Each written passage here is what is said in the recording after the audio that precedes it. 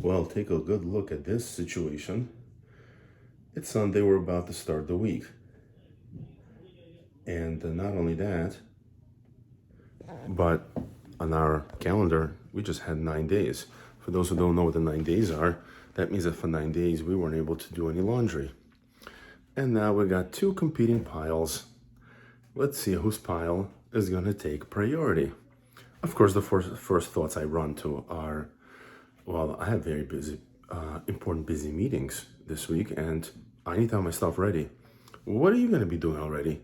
Okay, you're probably going to have some stuff to do, but surely it's not going to be as busy as my crazy schedule. So I think my stuff should take priority. Or, you could have planned much better your 9 days. I really mapped out what I'm going to wear and the things that I needed. I absolutely limited myself to the essentials, whereas you didn't really plan as well. So tough on you, I'm going to go first. And if I could pause myself from all those thoughts, and once again, ask the question that really matters.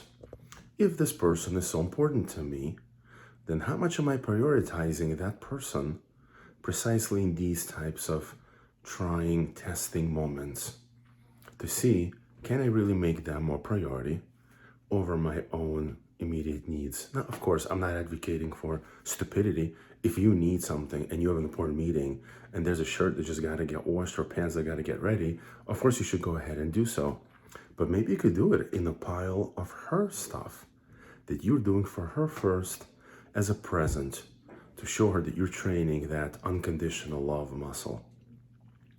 So as you look at your pile tonight or tomorrow, ask yourself, am I really living out the life I claim to live in unconditional love towards my partner?